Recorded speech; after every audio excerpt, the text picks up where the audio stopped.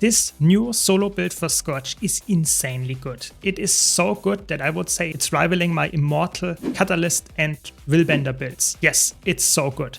The new relics specifically made this build a whole new level. In this video I will explain everything that there is to know about this incredibly strong build, and I can highly recommend you to give it a try. I'm Surma, and as always, special shout out to all my dear supporters that help me keep the lights on. And now without much further ado, let's jump straight in with the gear. If you want to build with everything on your own so that you can solo almost anything in the game, this build is for you. It's not meant to be played in a group, however, it can actually be played as an Alacrity DPS or even Alacrity healer if you wanted to in a group decently well as well, because you can share most of your boons as well, so that's really good. But with that much said, this build is optimized for solo play. For the gear, you want to go with full Celestial gear. Yes, I'm sorry, it's just the best amount of damage that you can get, while also getting a lot of defenses. For the rune, you want to go with Superior Rune of the Trapper. And if you can afford infusions, you would go with condition damage infusions, or if you wanted to, also expertise infusions. Both of them work. It's quite similar in DPS output. It doesn't change too much either. Not necessary. But Superior Rune of the Trapper I can highly recommend. If you cannot get it, Superior Rune of the Nightmare or even Superior Rune of Tormenting, those two would be good options as well. For weapons, you want to go with Pistol Warhorn and Scepter Torch. It's not important that they are set up exactly like this, but you want to have those 4 weapons. And again, full Celestial, the same goes for trinkets of course. And for the sigils, you want to go with Superior Sigil of Strength and Torment on both weapon sets. For the relic, and that's the important part, the new relic, Relic of the Pirate Queen, enables this build. It was already quite good before, but now it's like on another level. This just gives you almost a 50% damage increase. See it like that, because your attacks are 50% faster because you have permanent quickness with this. Whenever you disable a foe on a 1-second ICD, internal cooldown, you get over 7 seconds of quickness, which is insane. It's really, really easy to do that on Scourge. You have so many abilities that actually do that, and you have perma quickness with this. And quickness makes your attacks 50% faster, so in the end, 50% damage increase almost, because you will only lose the relic slot for that. Really, really good. Let's talk about the consumables now. For the consumables, you want to go with Peppered Cured Meat Flatbreads. That means that you get minus 10% incoming damage and some condition damage expertise. If you cannot get Ascended Food, that's completely fine. You can go with Koi Cakes and have almost the same amount of stats, and for way cheaper. Very good alternative. For utility consumables, I would always go with Toxic Tuning Crystals or anything that gives you condition damage. So you could also go for Tuning Icicles or Magnanimous Tuning Crystals. It doesn't really matter. They are very close together because you're Celestial build. Just go for Toxic Tuning Crystals if you want the absolute highest amount of damage. That's it. And that's it for the consumables. Before I go to the trades, I want to mention, if you want to see more solo build guides like this, or just tier list about Guild Wars 2 and stuff like that, be sure to subscribe. And if you like this particular video, be sure to leave a like. But now let's talk about the trades. That's where all comes together. For the trades, you want to go with Curses, Soul Reaping and Scourge. Curses, of course, a lot of damage increases, passive chance to get some bleeding, and the bleeding also is increased duration. You have more fury, uptime, and get more precision. Everything that is triggered when you go into Shroud triggers when you use your F5 skill on Scourge. Keep that in mind. Then you get more crit chance increase, depending on how many conditions are on the foe. You have a lot of conditions that you apply, so you get some crit chance there, and you are Celestial, so you can make some use out of that. Gain condition damage based on a percentage of precision, really good. That means more condition damage, really nice. Then disabling a foe inflicts Sonem on them, really, really nice. Just more damage because you have a lot of disables. Then you take, of course, Parasitic Contagion, which means 5% of your outgoing condition damage is converted into healing for you. That is one of the most important aspects of this build, how you heal. Very, very good. And then, of course, Lingering Curse increases your condition damage always. And the base duration of the conditions of the Scepter are increased by 50%. That is really good because that can overcap over the 100% of condition duration increase. Keep that in mind. And of course, your Scepter 3 skill will also be empowered. So just really, really good trade all around. Then you have Soul Reaping, gives a lot of improvements to life force generation, Shroud skills recharge faster, and maximum life force is increased, so you can spam them more often, very good. Your Shroud skill 1 inflicts vulnerability, it's really long lasting vulnerability, you can easily cap up to 25 vulnerability with this trade alone. Then you have Soul Barbs, just very nice damage increase, 10% more damage for all damage that you deal, power and condition damage. When you enter or exit Shroud, really, really good. And then Doomfire, it's not as good as it used to, but it's still very good. Every 1 second you can apply Burning with your Shroud skill 1, which is really good, and just a little bit more damage. Scourge, of course, is where you get your tankiness from, so you get some concentration and expertise increase while you have a sand shade up, which you should always have.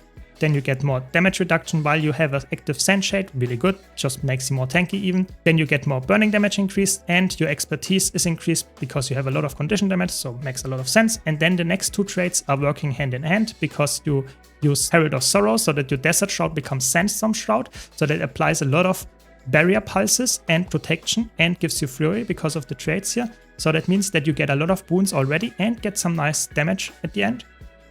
And you want to have Desert Empowerment. Those two traits in conjunction allow you to upkeep permanent alacrity and with the relic, permanent quickness as well, which is really, really good. Don't forget, this can be shared. The quickness cannot be shared, but the alacrity can be shared. And of course, manifesting a Sand Shade also gives you barrier. So that's really good to even sustain even more.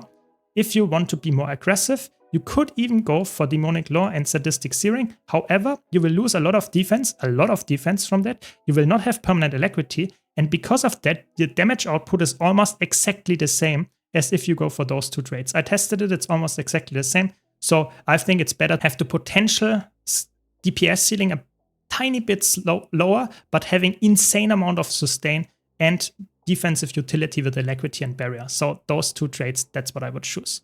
With that much said, let's talk about the skills now.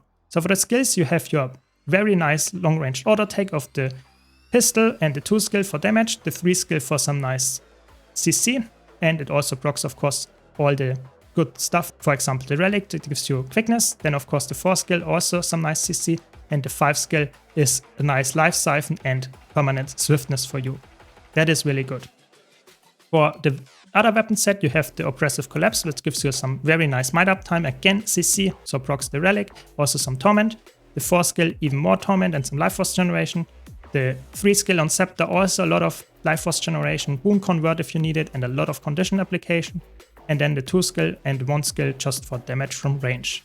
Then of course you have your Sand Shade, which you can have up to 3 Sand Shades, which all grant barrier if you use them, and also apply a lot of conditions and just really, really nasty attack in general, which you can then use to upkeep your F skills here because they will happen around you and your Sand Shade. So if I put it down there, and then I will use my 4 skill, it will happen around both things. So you can use that for CC, that is for barrier, as well as the F5 for also very nice boons and damage. And the F2 is for Condi convert. So when you get a Condi and convert it into a boon, you will get the boon instead, which is really good because you have his Blood is Power, which will give you self-bleeding. If you use that and then use the F2 skill, you get Vigor from that, so you can permanently upkeep Vigor. Really, really nice. Desiccate gives you very nice might. Also another boon convert on the target, some life force and some fury uptime, just really good skill. You could replace that if you wanted to, but I think that is a really good setup for might generation, Blood is Power and Desiccate. For passive healing, I use Signet of Vampirism, it's really good. Just passively heal you over time and you can also activate it for even more healing. And then of course I take Spectral Armor for some nice stun break and protection, also very nice life force generation if you get hit a lot. You can swap stuff around and get some more utilities in there, so projectile block, or you can use Epidemic for multiple targets. You can use a pull with Spectral Grasp. You can use, for example, another Condi transfer with Blake Signet. There are so many options, even teleports with the Summon Fleshworm are possible, and Aegis with Serpent Siphon, or Stability with Trail of Anguish. So swap around what is necessary. That's just the most general setup that I would say is here. And for the last attack, I would go with Blake Lance. It's just really, really nice. If the boss is stationary, you apply a lot of conditions to them and just deal a lot of damage over time with this. You could swap that, for example, to Flash Golem for more CC, but I think in most cases, boss is stationary, so you can use this attack very easily. The rotation is pretty, I would say, flexible. You don't have to have like a fully rigid rotation. You just want to engage the fight with a CC skill so that you get quickness instantly, and then activate your F5 so that you get a lot of alacrity, and then you should try to activate your Blood is Power and your Desiccate to get some might up, as well as trying to get your Torch 5 to get even more might so that you are at 25 might, Fury, and have all the good defensive boons, and then of course the aggressive boons with quickness. And then you just use always your 2, 3, 4 skills on any weapon set, and of course always try to use your F2 to F5 skills almost off cooldown because they give you a lot of damage output while also providing you with a lot of defenses. And always try to have one shade active. So always engage the fight with one shade as well.